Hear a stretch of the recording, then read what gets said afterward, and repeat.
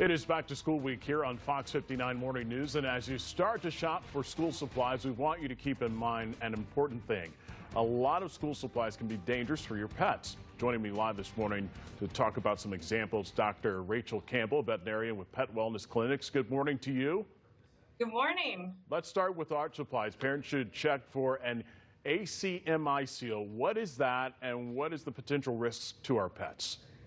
Yeah, so ASPCA seal is actually kind of like a stamp that you'll see stamped on some products that just means that they've been evaluated.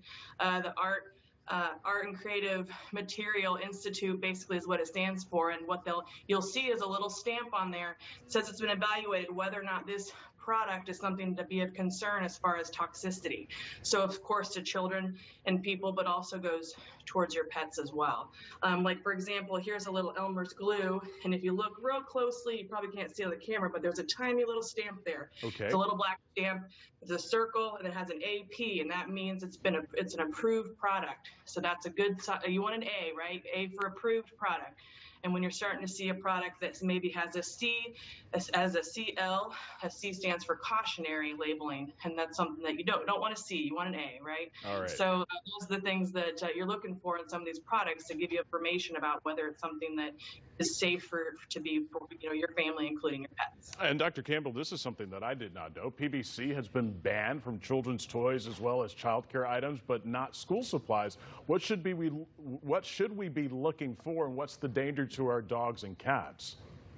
Yeah, so I think that's been going on for a while, looking into that a lot closer because of, children's toys are going to be things that, the children are actually like nibbling on and sucking on, and that's going to, require or actually give a lot more of those chemicals into the child. And so the same can go for your pets as well. So I think they're really starting to look at, making sure that those are as safe as possible in situations like that, with toys especially. So you still have products though that can have, chemicals in there that can be toxic if they were to ingest enough of them. And so that's why it's still a concern. Backpacks, binders, this PVC stuff is like the vinyl type things that can be included in a lot of back to school items.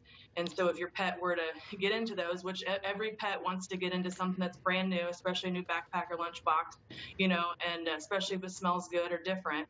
And those are things that if they ingest enough of can still cause a problem for them. And speaking of the smell, pets can be attracted to the smell of glue. What happens if they ingest it? So it depends on what kind of glue that they're actually ingesting. Things like a stick of glue, those that are AP approved, those aren't anything to worry about as far as the glue itself. It's not going to be toxic to them. But there are things like Gorilla Glue, which is a type of glue that actually, if ingested, it can actually expand within their GI tract and cause severe obstructions and severe sickness. So that depends on the type of glue. Super glue is one you see sometimes that tends to just kind of solidify quickly in the mouth, but of course can still be a problem if it's something that were to get in their eyes or if they were to swallow enough of it as far as caustic to the oral cavity. All right, Dr. Rachael Campbell, thank you so much for the tips this morning. We really do appreciate it. Yes, thank you. If you'd like more information on Pet Wellness Clinics, go to fox59.com/links. Here's the top 10 list of school supplies that pose choking hazards to your pets according to PetMD. The list includes erasers, glue, crayons, markers, as well as paper clips. Anything that is bite-sized could be tempting as well as dangerous. And here are some of the most toxic items for pets that kids might have in their lunch boxes.